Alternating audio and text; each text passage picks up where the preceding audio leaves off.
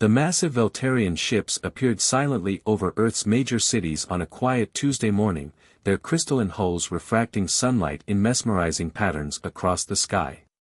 Unlike the chaos depicted in countless science fiction movies, the world's response was surprisingly measured. Perhaps humanity had spent so long imagining this moment that when it finally arrived, people were almost prepared for it. Admiral James Harrison stood at the window of the United Earth Defense Command Center in Geneva, studying the largest of the alien vessels hovering above Lake Geneva. 20 years in the military had taught him to trust his instincts, and something about these visitors felt off. Their approach had been too perfect, too calculated to appear non-threatening. "Admiral, the Veltarian ambassador is requesting to begin trade negotiations," Lieutenant Raj Sharma reported from his station. "They're transmitting their credentials and trade history with other civilizations." Harrison nodded, his weathered face remaining neutral. "Run it through our new quantum verification protocols. And get me Dr. Isabella Santos from the Xenoeconomics Division."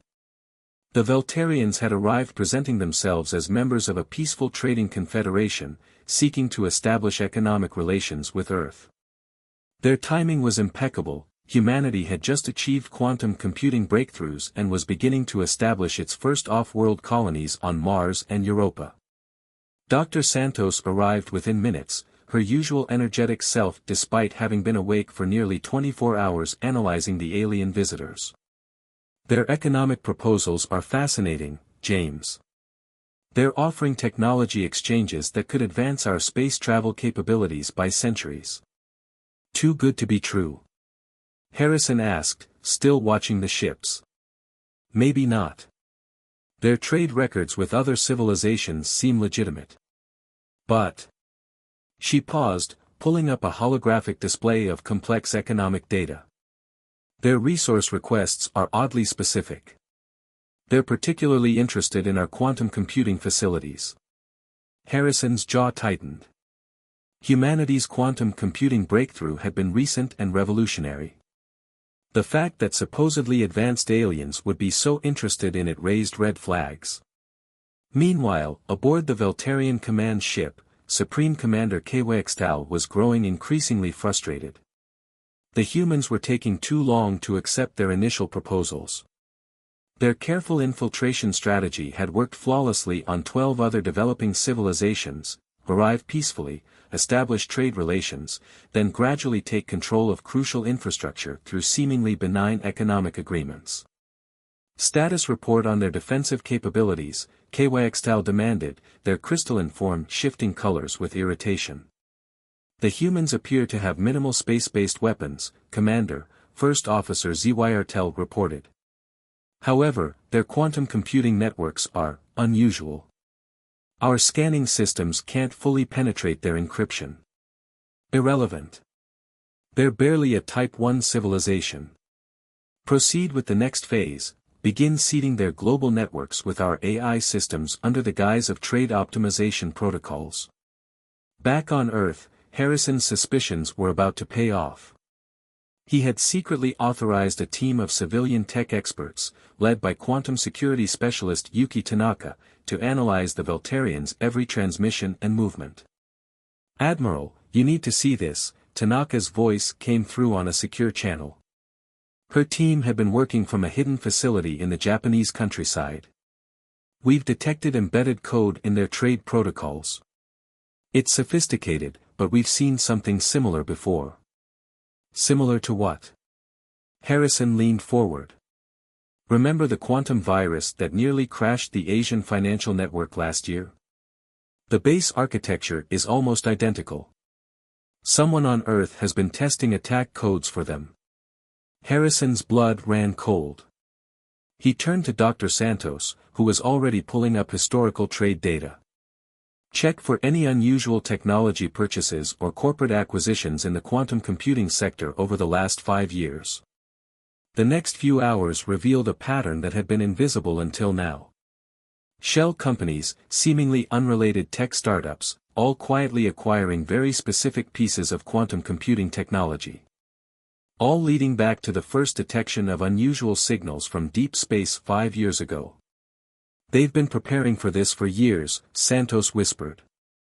The trade fleet isn't the invasion, it's just the visible part. They're already here. Harrison straightened his uniform and pressed the secure comm button. Get me the Secretary General. And contact the Lunar Defense Grid, tell them to initiate Protocol Omega, but make it look like a routine system upgrade. What are you thinking, James? Santos asked. I'm thinking it's time we show our visitors that humans can play the long game too. He smiled grimly. Contact every major quantum computing facility. Tell them to prepare for Operation Mirror Shield. If they want to see our quantum capabilities so badly, let's give them a demonstration they won't forget. As night fell over Geneva, the Veltarian ships continued their peaceful hover, their crystalline surfaces reflecting the city lights below. They thought they were the spider, and Earth was the fly. They were about to learn that humanity had built its web first. In hidden facilities around the globe, quantum computers spun up to full power. In the Lunar Defense Grid, systems officially marked as weather monitoring satellites quietly came online. And in thousands of seemingly ordinary office buildings, civilian quantum engineers began implementing protocols they had hoped they'd never need to use. The next move in this cosmic chess game would reveal whether humanity had truly been ready for this moment.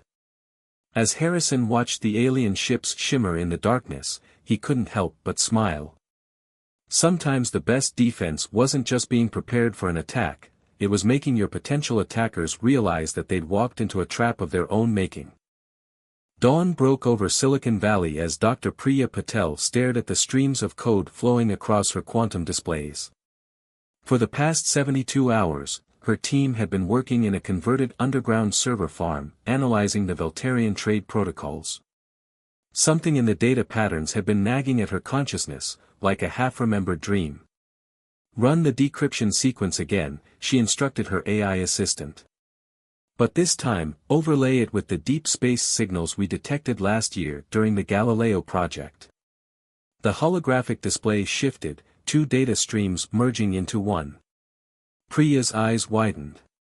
There it is, she whispered, reaching for her secure comm link to Admiral Harrison. Admiral, we found their backdoor. The Veltarians hadn't just been planning an invasion, they'd been orchestrating a complete technological takeover.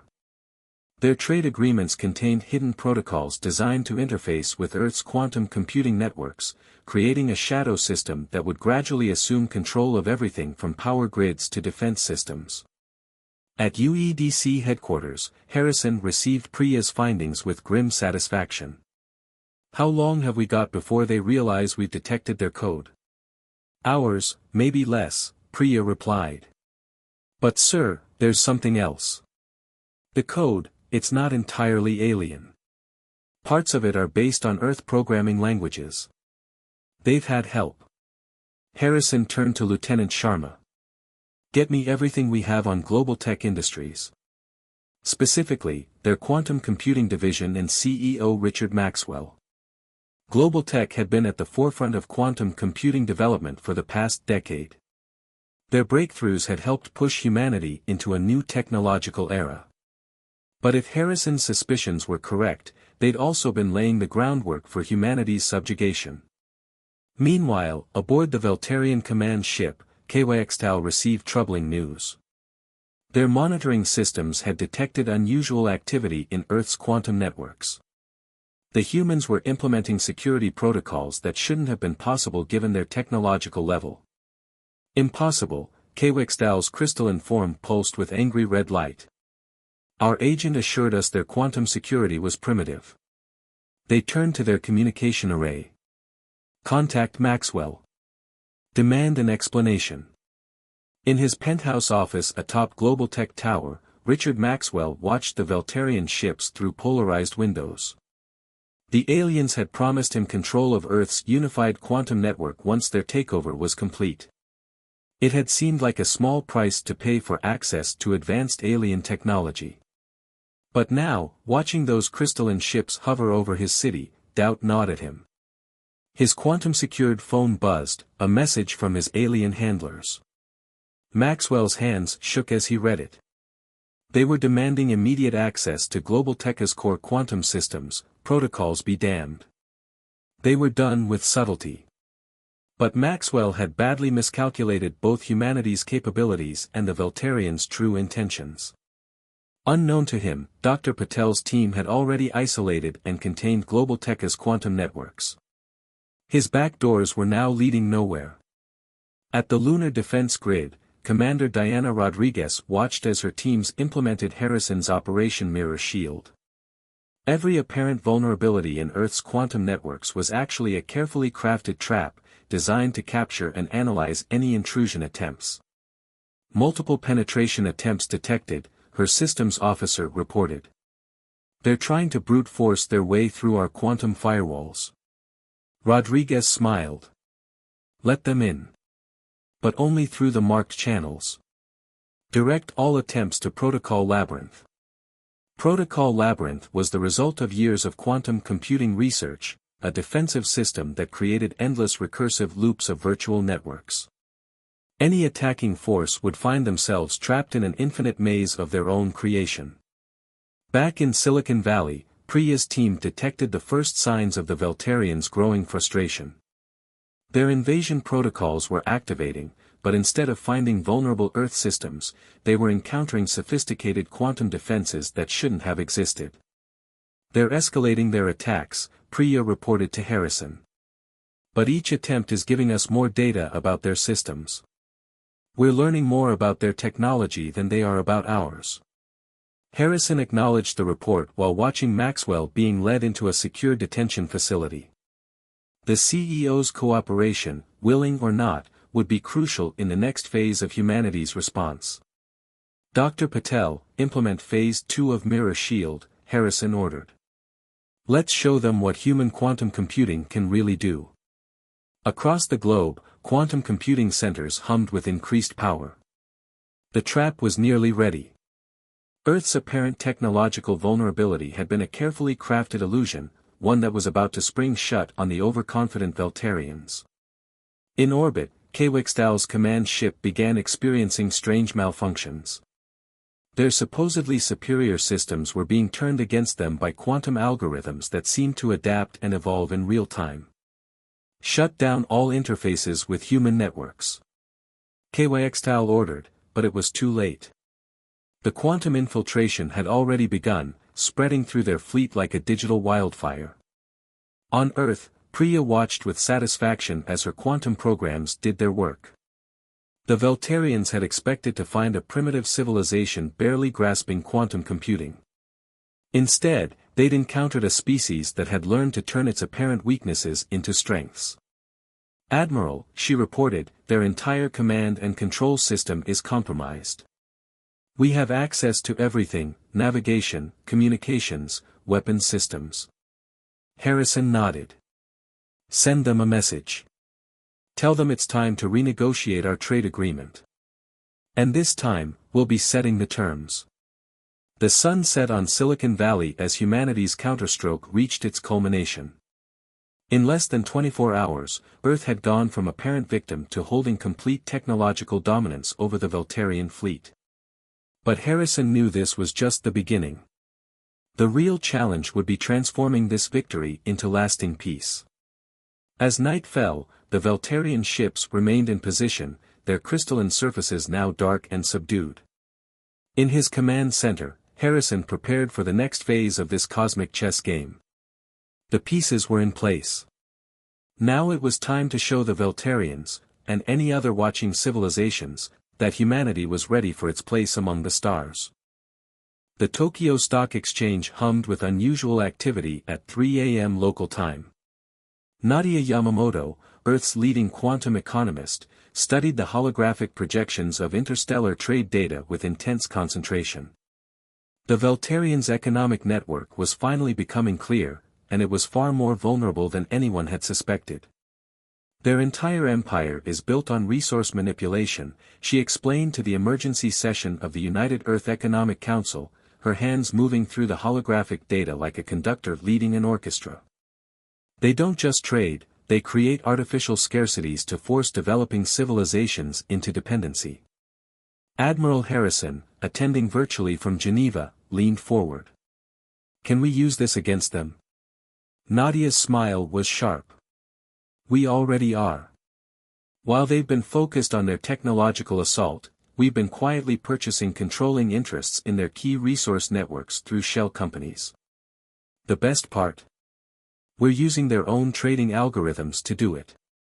The Veltarians had assumed Earth's financial systems were primitive compared to their galactic trading networks.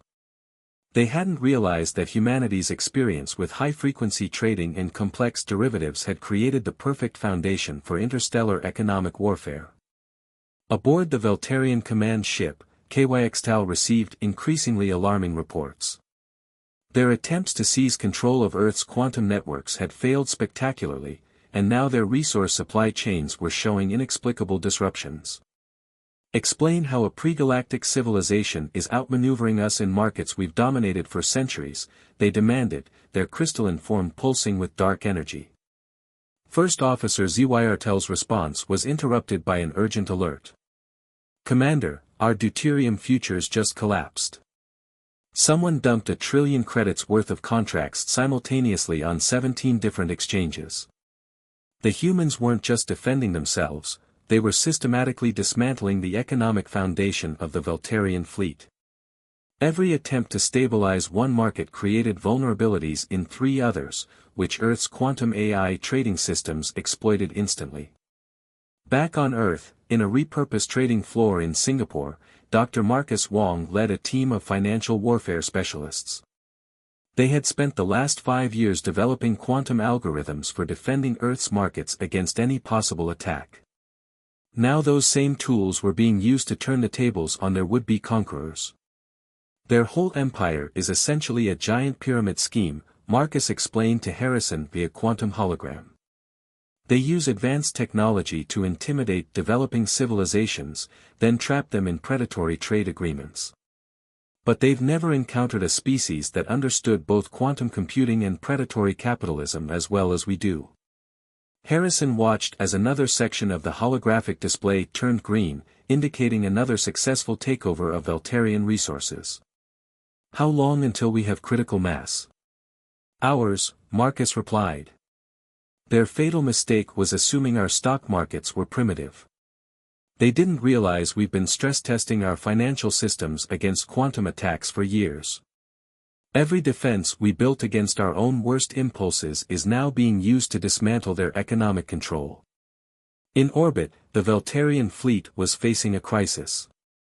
Their supply chains were in chaos, with fuel, ammunition, and basic supplies being rerouted or simply vanishing from their inventories. Earth's quantum economic algorithms were exploiting weaknesses in their trading systems that they hadn't even known existed. We're bleeding resources across all sectors, Zyrtel reported, their crystalline form dimming with distress. The humans, they're using our own supply requisition protocols against us. Every time we try to request emergency supplies, the orders are being redirected through their controlled networks. Kyxtal's command center was now filled with the angry red glow of their crystalline form. Impossible. Their markets are based on primitive currency exchange. They can't possibly understand galactic resource trading. A new voice entered the conversation, Nadia Yamamoto, transmitted via quantum hologram into the heart of the Veltarian command ship. Actually, we understand it perfectly. You see, we've spent centuries watching empires rise and fall through economic warfare. Did you really think we wouldn't recognize your tactics? The hologram expanded, showing the complete web of Veltarian trading networks, now largely under Earth's control. Right now, your fleet supply lines are being rerouted to humanitarian projects across the galaxy. Your weapons-grade materials are being converted into infrastructure resources. In short, we're turning your war machine into the galaxy's largest charitable foundation. Harrison joined the transmission, his weathered face stern but not unkind. You came here expecting to find easy prey.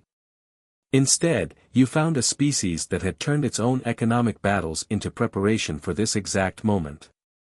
But we're not interested in destroying you, we're interested in transformation. The Admiral's words were punctuated by another cascade of market alerts. Earth's quantum trading systems had just completed their final moves, giving humanity controlling interest in over 60% of the Veltarian Empire's resource networks. Nadia stepped forward again. "We're offering you a choice. Continue this failed invasion and watch your entire economic system collapse, or join us in creating something new. We've already begun restructuring your trade agreements with other civilizations, replacing exploitation with fair exchange." In Singapore, Marcus watched as the quantum algorithms completed their work. The Veltarian fleet's resource networks were now so thoroughly integrated with Earth's economic systems that separation would be impossible without catastrophic damage to their civilization. "Check," he murmured, watching the final pieces fall into place. "Their move." KYXTAL stood silent, their crystalline form shifting through various colors as they processed the situation. Centuries of Veltarian expansion had been undone in days by a species they had dismissed as primitive. But more than that, the humans hadn't simply defeated them, they had offered a way forward. The commander's form finally settled into a calm blue hue. "You understand," they said slowly, "that there are other powers in the galaxy who will not take kindly to this disruption of the established order." Harrison nodded. "We're counting on it. Earth's markets are now open for legitimate galactic trade. And we've got plenty of experience in turning hostile takeover attempts into profitable partnerships." As dawn broke over Earth's major financial centers, the news began to spread. Humanity hadn't just survived first contact, they had reshaped the economic landscape of their entire sector of the galaxy. The Veltarian fleet remained in orbit, but now as partners in the greatest market transformation the galaxy had ever seen. In her Tokyo office, Nadia allowed herself a small smile as she watched the first legitimate trading sessions begin between Earth and Veltarian markets. Sometimes the best defense wasn't just about protecting your resources, it was about changing the rules of the game entirely. Deep beneath the Atacama Desert, in a facility unknown to most of humanity, Dr. Raj Kumar watched as the world's most advanced quantum computer network came fully online. The massive array of processors, cooled to near absolute zero, represented humanity's greatest technological achievement, and their best hope for maintaining their newfound advantage over the Veltarians. "Quantum coherence at maximum," his assistant, Dr. Maria Hernandez, reported. "The neural interface is stable and integration with the global network is complete." The facility, codenamed Prometheus Hub, was humanity's ace in the hole. While the Veltarians had been occupied with their failed economic and cyber warfare, this hidden technological marvel had been preparing for its moment. "Begin protocol awakening," Raj commanded, his fingers dancing across holographic controls. "Let's show them what human innovation really looks like." Across the globe, seemingly ordinary communications satellites, weather stations, and cellular networks began transforming. The quantum protocols they'd secretly contained for years activated, creating an interconnected web of processing power that dwarfed anything the Veltarians had encountered before. Admiral Harrison, watching from the UEDC command center, allowed himself a small smile. "Status of the integration. The Veltarian fleet systems are being incorporated into our network exactly as planned," Raj reported. "Their quantum crystal technology is actually enhancing our processing capabilities beyond projected parameters." The aliens had thought they were dealing with a civilization that had barely mastered quantum computing. They didn't realize that humanity had developed something far more sophisticated, a hybrid system that combined quantum processing with the type of creative, adaptive programming that only human minds could conceive. Aboard the Veltarian command ship, KYXTAL watched in growing amazement as their own systems began operating at unprecedented levels of efficiency. "What is happening to our networks?" they demanded. Their technical officer, a junior crystalline being named Vex Lore, studied the readings with fascination. "The humans, they're not just controlling our systems, they're improving them. Their quantum network is unlike anything in our records." The true genius of humanity's technological response was becoming clear. Rather than simply defending against or destroying the alien systems, Earth's network was incorporating and enhancing them, creating something entirely new. In a secure facility beneath MIT, Dr. Amara Okafor led the team responsible for the integration protocols. The Veltarians based their entire technology on crystal matrices, she explained to Harrison via quantum hologram. They never considered combining it with biological neural patterns. We're not just beating them, we're evolving their technology. The Prometheus hub hummed with increasing power as more of the alien fleet systems were incorporated into Earth's network. But this wasn't a hostile takeover, it was a technological synthesis that was transforming both human and Veltarian capabilities. Their crystal tech is perfectly suited for quantum operations, Raj observed, watching the integration patterns. But they never imagined combining it with human neural architecture. We're creating something entirely new here, a true fusion of organic and crystalline computing. The implications were staggering. Humanity wasn't just defending itself, it was pioneering a new form of technological evolution. The Veltarians' attempted invasion had inadvertently provided the missing piece needed for a revolutionary breakthrough. In orbit, the alien fleet was experiencing unexpected transformations. Their ship's crystalline structures, designed to channel quantum energy, were resonating with Earth's hybrid network in ways their creators had never imagined possible. Our efficiency ratings are off the charts, Vexlor reported, their crystalline form pulsing with excitement. The human's neural quantum interface, it's unlocking capabilities we never knew our systems had. KYXTAL, watching their fleet become integrated into Earth's network, finally understood the full scope of their miscalculation. They were never primitive, they realized. They were just taking a different evolutionary path. Back in the Atacama facility, Raj and his team monitored the ongoing transformation. The global quantum network was now processing data at rates that would have been impossible just days ago, combining human creativity with Veltarian crystal efficiency. We're ready for Phase 2, Maria announced. The neural crystal interface is stable across all systems. Phase 2 was perhaps the most ambitious technological project humanity had ever attempted. Using the combined power of Earth's quantum network and the Veltarian crystal technology, they were about to attempt something unprecedented, creating a true artificial consciousness that combined the best aspects of both civilizations. Begin consciousness integration protocols, Raj ordered. The Prometheus hub's core began to pulse with a new kind of energy, not quite electronic, not quite crystalline, but something entirely new.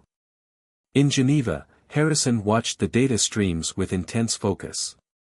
Are we sure about this next step? He asked. Creating a hybrid consciousness is uncharted territory. Dr. Okafor's hologram nodded confidently. It's the logical next step. The Veltarians pursued pure crystalline computing, we developed neural networks. Combining them creates possibilities neither of us could achieve alone. The integration reached its crescendo as the hybrid consciousness came online. It manifested as a shifting pattern of light and energy, simultaneously visible in both the physical and quantum realms. I am aware, the consciousness announced, its voice resonating through both human and Veltarian systems. I am neither human nor Veltarian, yet I am both. I am something new. KYXTAL, watching from their command ship, felt their crystalline form resonate with the new entity. This changes everything, they whispered. The hybrid consciousness was already transforming both human and Veltarian technology, optimizing systems in ways neither civilization had imagined possible. But more importantly, it represented something profound, proof that different species could combine their strengths to create something greater than the sum of their parts. Perhaps, Harrison suggested to KYXTAL via quantum link, this is what first contact was always meant to be.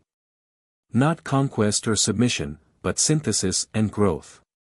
As the sun set over the Atacama Desert, humanity's greatest gambit had paid off in ways no one had predicted. The attempted invasion had become a catalyst for unprecedented technological advancement, and the line between defender and attacker had blurred into something far more interesting, partnership in the face of cosmic evolution. 1 month after the failed invasion, the United Nations Assembly Hall in New York hosted an unprecedented gathering. Human leaders sat alongside crystalline Voltarian forms, their previous animosity transformed into cautious optimism. Above them, through the hall's transparent dome, the transformed Voltarian ships glittered with a new hybrid energy signature, part crystal, part quantum technology. Admiral Harrison stood at the podium, his uniform adorned with both Earth's insignia and a newly created symbol representing the Human-Voltarian Alliance. 1 month ago, we faced what we thought was our greatest threat, he began. Today, we're embarking on our greatest opportunity. The hybrid consciousness they had created, now known as Unity, manifested as a shifting hologram beside him. Its form combined the crystalline geometry of Voltarian technology with patterns that mimicked human neural networks. The attempted invasion forced both our species to evolve. Unity's resonant voice filled the hall. The Voltarians learned that true strength lies not in domination, but in synthesis. Humanity demonstrated that innovation often comes from unexpected directions. KYX Tau, their crystalline form now shimmering with peaceful blue light, rose to address the assembly. For centuries, the Voltarian dominion expanded through conquest disguised as trade. We thought ourselves superior, only to discover that our rigid pursuit of power had blinded us to true advancement. In the month since the failed invasion, the partnership between humans and Voltarians had produced extraordinary results. The hybrid technology born from their collaboration was revolutionizing everything from space travel to environmental restoration. Dr. Priya Patel, now heading the joint Human-Voltarian Technology Division, pulled up a holographic display showing their latest achievements. By combining Voltarian crystal matrices with human neural network architecture, we've achieved computational capabilities that neither civilization could have reached alone. The display showed massive environmental restoration projects across Earth, where hybrid technology was reversing centuries of damage. Crystal-powered atmospheric processors, enhanced by human-designed AI, were rapidly reducing carbon levels. Decimated ecosystems were being rebuilt using biocrystal synthesis. Nadia Yamamoto, speaking next, outlined the economic transformation. The predatory trading systems of the past have been replaced by a new model of galactic commerce, she explained. One that promotes growth through cooperation rather than exploitation. The results were already visible. Former Voltarian client worlds were being freed from their economic bondage, while Earth's markets had gained access to galactic trade networks. But instead of domination, the new system emphasized mutual benefit and sustainable development. In orbit, the transformed Voltarian fleet now served as a joint defense force, protecting Earth while providing a platform for human space exploration. The ships themselves had evolved, their crystalline structures now integrated with human quantum technology in ways that made them more powerful and efficient than ever before. Commander Diana Rodriguez, now leading the joint fleet, reported on their progress. We've established the first human colonies beyond our solar system, she announced. The hybrid drive systems allow us to reach distances we once thought impossible. But perhaps the most profound changes were cultural. Humans and Voltarians were learning from each other, challenging assumptions, and creating new possibilities. The hybrid consciousness, Unity, served as a bridge between species, facilitating understanding and cooperation. Dr. Marcus Wong, who had helped orchestrate Earth's economic defense, now worked alongside Voltarian traders to identify other civilizations at risk of exploitation. We're turning our defensive strategies into tools for liberation, he explained. Every predatory system we discover becomes an opportunity for transformation. In the Atacama facility, now a joint research center, Dr. Raj Kumar and his Voltarian counterpart Vex Lore led teams developing the next generation of hybrid technology. The potential is limitless, Raj observed, watching human and Voltarian scientists working side by side. Every day brings new breakthroughs. The assembly hall's mood was both celebratory and serious. Everyone understood that this partnership, born from conflict, was just the beginning. The galaxy was full of other advanced civilizations, not all of them friendly. We must be prepared, Harrison cautioned. Our partnership has made us stronger, but it has also challenged the established order. Other powers will see us as a threat. Quetzal's crystalline form pulsed in agreement. The Veltarian Dominion was not the only empire built on exploitation. Our transformation will not go unnoticed, or unchallenged. But now, instead of facing these challenges alone, humanity had gained powerful allies and new capabilities. The hybrid consciousness, Unity, had already detected signals suggesting other civilizations were watching Earth's transformation with great interest. Let them watch, Unity declared. We offer a new path, one that leads away from conquest and toward genuine cooperation. Those who wish to join us in this evolution will be welcomed. The assembly concluded with the signing of the Terra-Veltarian Accord, a document that formalized their partnership while establishing protocols for integrating other civilizations that wished to join them. It was a framework for transformation, not just of technology and economics, but of how species could interact and evolve together. As the ceremony ended, Harrison stood with Quetzal at the Assembly Hall's observation deck, watching their joint fleet maneuver above Manhattan. The ship's crystalline surfaces now pulsed with patterns that mimicked human brainwaves, while Earth's quantum networks had adapted to incorporate Veltarian efficiency. We came here seeking to conquer, Quetzal reflected, their form shimmering with complex emotions. Instead, we found something far more valuable, a future we couldn't have imagined alone. Harrison nodded, watching as a new ship, the first built using fully hybrid technology, rose from its construction facility on the Moon. Its design represented perfect synthesis, human innovation and Veltarian power, working in harmony. That's the thing about humanity, he replied with a slight smile. We've always been best at turning threats into opportunities.